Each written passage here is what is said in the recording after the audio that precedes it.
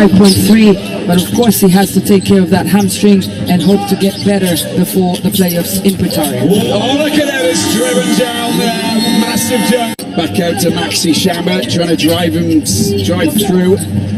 The arc doesn't manage to get the pass, and look what's happening at the other end, nicely done. Coco Jr. kicks it out to a catch. Oh! Hitting the radar big time. And starting the third quarter, Akech.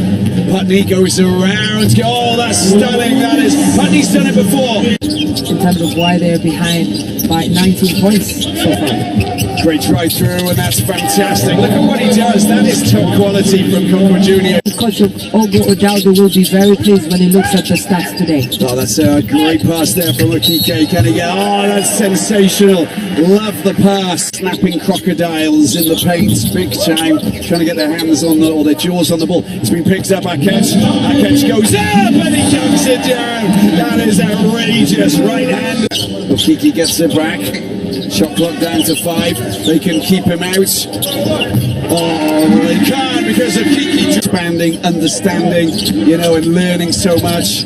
And also getting a wonderful education. Patty delivers another big 3.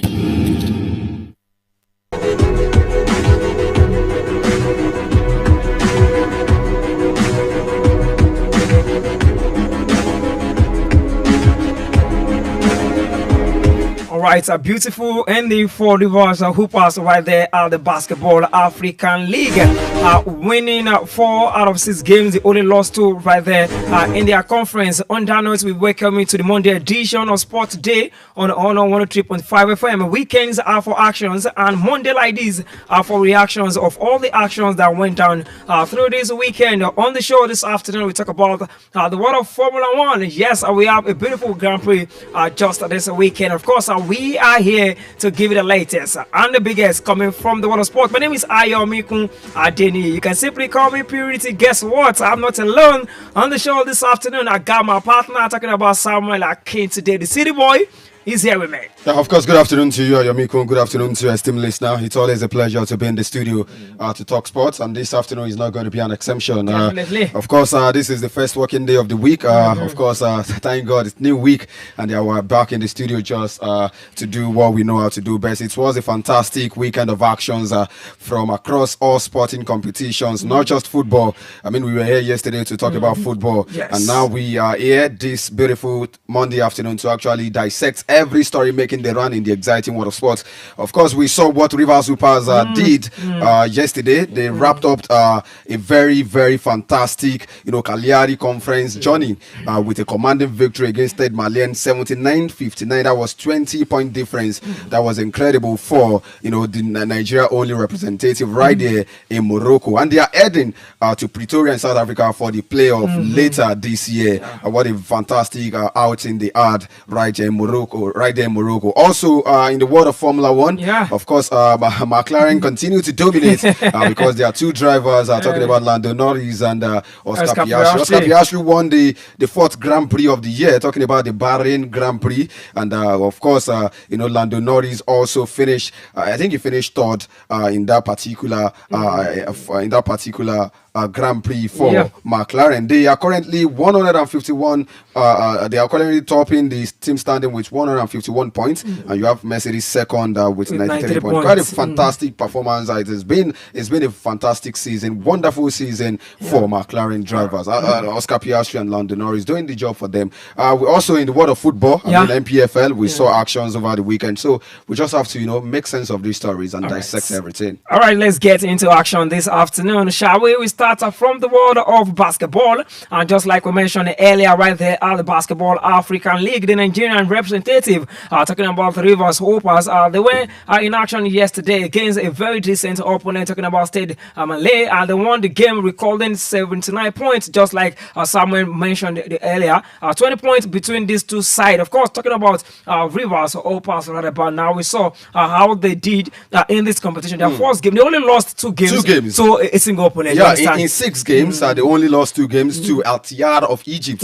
They won 4. Al-Tiyar, yeah, they won 4, they lost 2. And the 2 games they lost was against the same opponent, Al-Tiyar of Egypt. I think they just need to go back to drawing board to see how they can get past Al-Tiyar, because they might definitely face them in the playoff later in Pretoria, South Africa later in the year. But regardless of the fact that they lost 2 games, I mean, 4 out of 6, winning 4 matches out of 6 matches, what fantastic outing for Rivers Hoopers. They showed class, they showed resilience. Yesterday game against Stade Malien, their first game in the Kalahari conference was against Stade Malien, and they won also. Yeah, so it makes the second time they defeated Stade Malien, and it was a fantastic and dominant performance from the boys at the likes of Madut Akek, leading the way with 14 points yesterday, while Rafael Rashad added 15 points on an efficient 62% shooting. Ofia Abel contributed 9 points with 27%, while Ifeanyi Anthony also added another 9 points on 44 shooting. It was a very, very good game for them. They were very, very dominant offensively, and they were more balanced. They were dominant defensively, and they were more balanced offensively.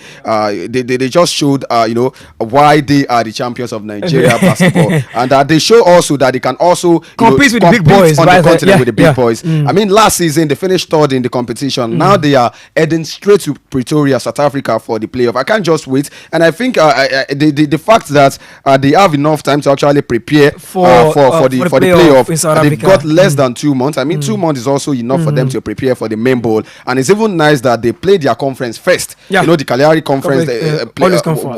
Came first. So attention can now switch to watching other teams play and see what to expect when the main bowl starts later in June this year. All right, before we go to Formula 1 this afternoon, let's talk about NBA quickly. We saw quite a number of games that went down yesterday, both from the Western and from the Eastern Conference. Sacramento King against Phoenix Suns. Sacramento King won the game, recording 109 points. What a game that we had. Of course, we saw a beautiful game between Golden State Warriors and the LA Clippers, which ended in a victory for the Clippers. The Clippers won away from home, recording 124 points. Boston Celtics secured victory also yesterday. So we are getting closer to the end of regular definitely season. So we are expecting a brilliant playoff and playing, of course, from some team. All right, let's leave that now, go straight to Formula 1. Ladies and gentlemen, we saw the Bahrain Grand Prix this weekend, and Oscar Piastri back to winning ways with his team McLaren.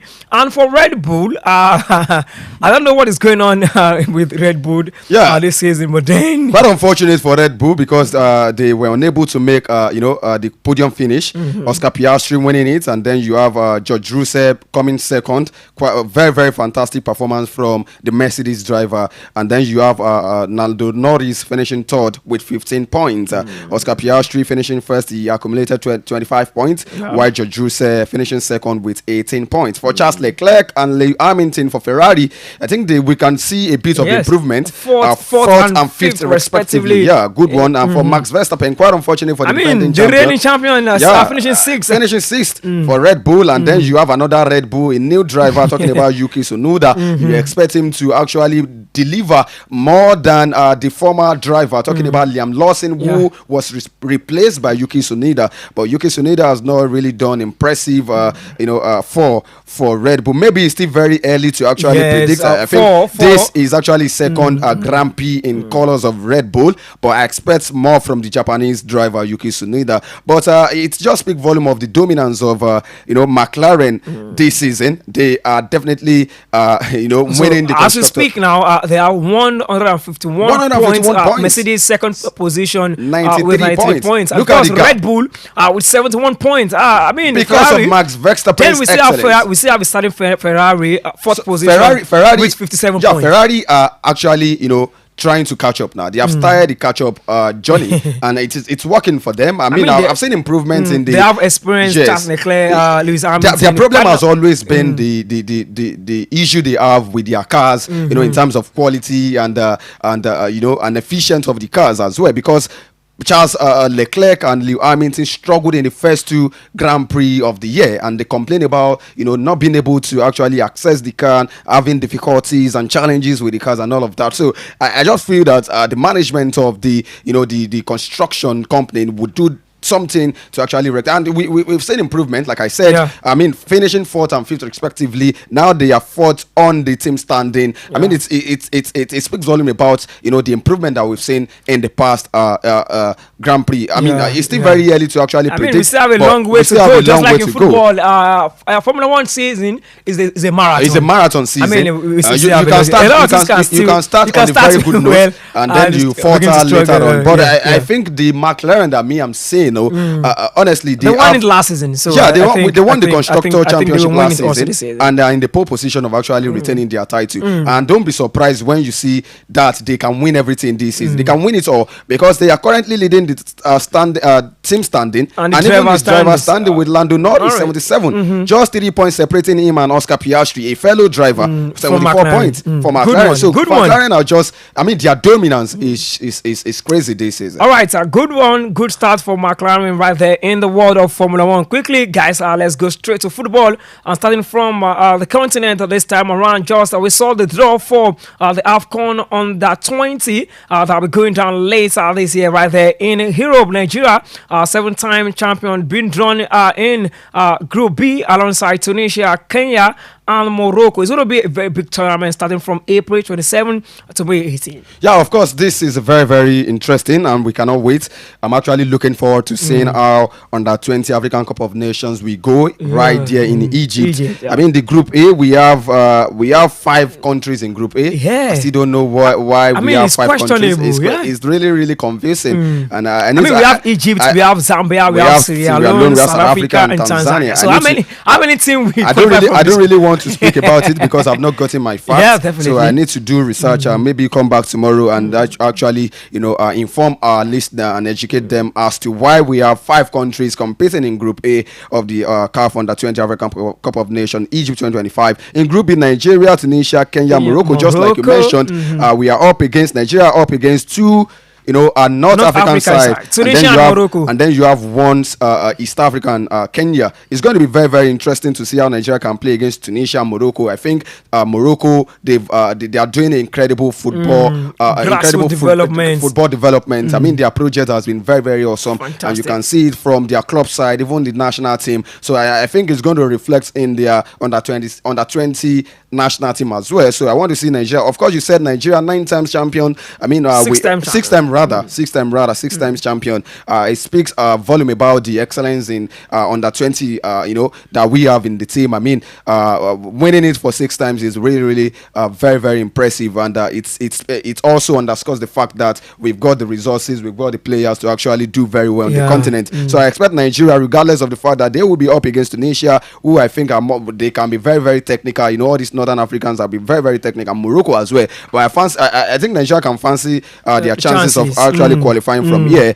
If they cannot top the group, I expect them to actually be maybe the runner-up of that Group B. The Group C, you have Senegal, you have Central African Republic, that's CR, and you have DR Congo and Ghana.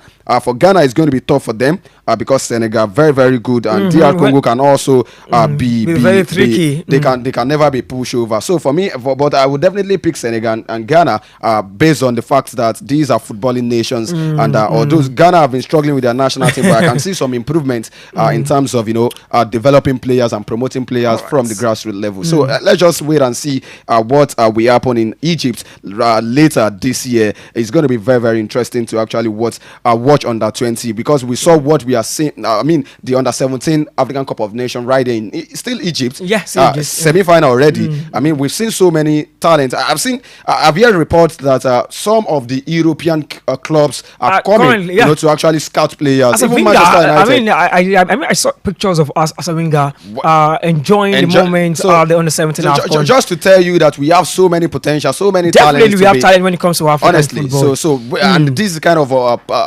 competitions that provide platforms and opportunities for you to actually express yourself and then the sport talent. So let's just wait and see how under 20 African Cup of Nations we go. I know Nigeria can do well. Quite unfortunate that we were unable to participate in the Africa under 17 tournament. All right, let's see what will happen going forward, guys. We are still on to sport today on Honor 103.5 FM. You can join the conversation live on Facebook at Honor 103.5 FM. How was your weekend? What what was your major highlight this weekend? All right, so we're going on a short commercial break right about now. And when we return from this break, we talk more on the Nigerian Premier Football League. The incident happened yesterday between Nasarawa United and Plateau United. Yes, the NPFA board, they have a statement already. Judgment has been passed.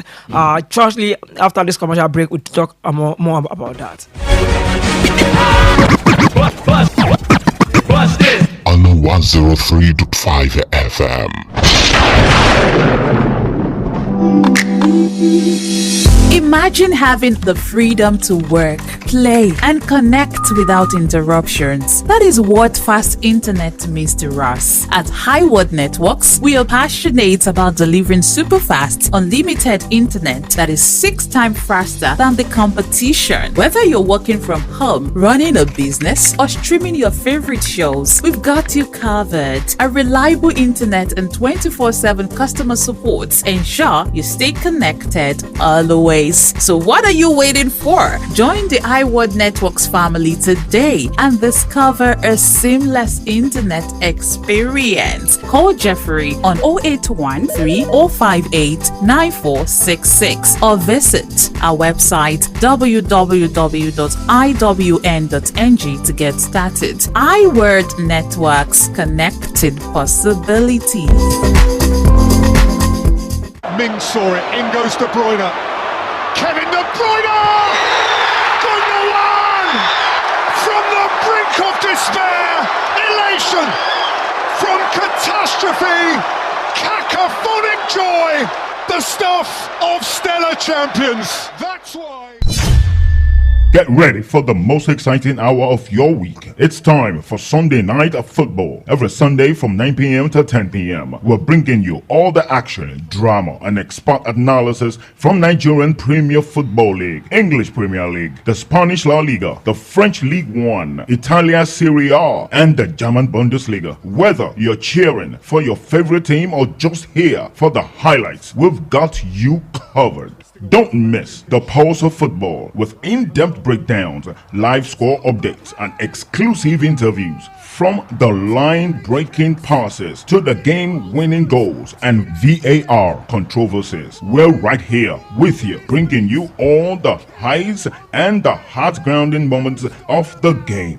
Join us every Sunday at 9 p.m. for Sunday Night Football with your hosts, Ayomikun Adeniyi and Samuel Akintunde. Your Sunday night will never remain the same.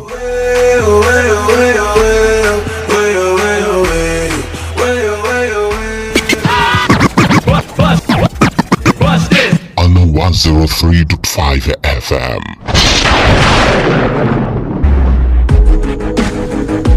All right, welcome back from that short commercial break. You are seeing on to sport today on 103.5 FM. Yes, Eddie boy, we saw what happened yesterday at Lafayette Township Stadium, a battle between Nasarawa United and Plateau United, which ended victory for Nasarawa United. They won the game 3-2, but then at the end of 90 minutes, a whole lot of things happened to a certain player for Plateau United, talking about Vincent Timintok, the one we call Torres. Yeah. What a sad one for the Of course, it was a very disturbing incident that happened at the Lafayette Township Stadium.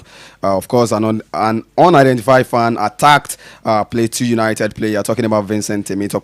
But just like you said, that the league body has come out with a statement, and I just want to, maybe you should just read the statement so that we can just build from there, because of course we know that a player was attacked by an unidentified fan as at that time, and so it like we saw so many gory videos, so many undisturbed videos of the incident. He was stabbed. I mean, it was very, very devastating, very, very bad for Nigerian Football League. I mean, a professional player being attacked by a fan. You wonder, where was the security operatives, where were the security personnel at the stadium? So it was very, very disappointing, but quite a very good, a very swift response from the league management coming out to say something. I just want you to read the statement. All right, after all said and done, I think the report we have now coming from the MPFL board right about now says a fine of 1 million naira each for failing to provide adequate security, which is 2 million naira in total. Also, we have 3 million naira fine for breach of MPFL framework and rule. So at least they have to pay this money. Yeah, of course. Like I said, a very swift response. In addition, a fine of 1 million naira for medical expenses to compensate him. Of course, we saw the picture, we saw the video, we saw how he was brutally attacked, assaulted. He was stabbed by I don't really want to even talk about it because it's very, very devastating and heartbreaking. Seeing a professional player being attacked in such a very gory manner, it's very, very bad for Nigerian football. And like I said, I like the fact that MPFL board came out with a very swift statement, and then issuing sanction and punishment that they must pay for lack of adequate security. Yeah. That's the first thing, because you wonder, why will a fan attack a player if there was a security operative? Even I learned that he was involved in an altercation with the fan, talking about Vincent. But then even at that, allegedly, yeah, that's what I say. We heard reportedly involved in an altercation. Of course, even if it was allegedly, you know that something must have actually resulted to that. Something must have happened before such can actually take place. So regardless of whatever happened, if there was enough and adequate security in place, I think it should have been averted. The situation would have been averted, and they should have produced a very conducive environment for players. Players' welfare should be the priority, and it's just so sad that this continue to happen almost every season. I mean, players being attacked, fans violence and all of that. Just recently we saw what happened at the Lake Salami Stadium, and then we are having another professional player being attacked by an unidentified fan. It's quite unfortunate, but I like the decision of the MPFL to actually punish the home side for failing to actually provide adequate security to protect the players, to protect the opponent, also their own players, and then also they need to identify the fan. Yeah. I hope he's been identified. They need to punish him. He must be brought to book, because what he did was very, very uncalled for. Regardless of the fact that he was there was an altercation between the player, why would a fan be even having an altercation with a professional player in the first instance? So if there was enough security in place, I think this would have been averted. All right, so action also went down in the Nigerian National League, the one we call NNL. Just this weekend, we saw quite a number of interesting games. Crown FC of Ogbomoso won the games 14-72 FC. Crown FC won the game, winning the game by 4 goals to nothing. And of course, we saw all that game that are playing 2 goals to 1 against the FC. HBS also lost at home to First Bank FC. So just like we have good results right there in the Nigerian Premier Football League, the second tier also. Of course, the second tier is even the most important league. They call it the most important league in Nigerian football, because when you go to relegation, when you go and play in NNL, it's always very difficult for you to come back to the the first year of Nigerian football league. But I think Crown FC are doing very, very well this season. This might just be their season to get back to the MPFL. Maybe if they can qualify to the Super 6, and then if they can pick tickets to play in the Nigerian Premier Football, it would be very, very nice having 2 teams from Oyo State. Stars and then having Oyo State debut. That would be Oyo State debut. Maybe, but I think their performance recently has been very, very impressive. Also, I don't know, maybe Sporting Lagos won their game. They won at home. They are also doing very, very well, ensuring that they want to return to the MPFL. Last time they relegated, they could have actually picked the spot of Beyond Limits, because I heard report that they could have actually picked the report, but they said they want to go back to NLL. They want to start all over again and come back. They want to follow the due process. And the team that actually picked the ticket of Sporting Lagos, we know what is happening to them. Of course, they actually won their last game. We don't want to go there. In Conference A, where we have Warri Wolves topping the Conference A alongside Crown FC of Ogbomoso. Good one for them and for Sporting Lagos. So Crown FC is second on the log. Good position. And for Sporting Lagos in Conference B, after playing 12 games with 18 points, third on the log. Come on, it's still all to play for. Still all to play for. All right, Samuel, we need to say our BYE on the show. Yeah, but before we do that, we need to actually, celebrate one of our own, Duni, who of course is, celebrating her birthday today. Happy birthday to you, Duni. We wish you long life and prosperity. Duni of God. Duni of God. I mean, after this show, we are going downstairs to, enjoy. To party. DJ Cole, what's going on? I like this outfit. Your cap is giving. the cap is capping. It's capping. All right. A good one. All right, guys. I want to be coming your way again later tomorrow for and another. It's going to be Champions League edition. Come on, it's going to be a very interesting one. Barcelona will be in action. I can see DJ Cole smiling. Anytime you mention Barcelona, you always see the smile on Of course, they are the only side that have not lost a game this year. Yeah. So they've been very, very fantastic. I mean, boss, we give it to you, Baba. All right. My name is Ayomikun Adeniyi. I enjoy working with Samuel Akintoye this afternoon. Once we come your way again later tomorrow, enjoy the rest of your Monday. Stay out of trouble, mind your business, and ensure to drink water.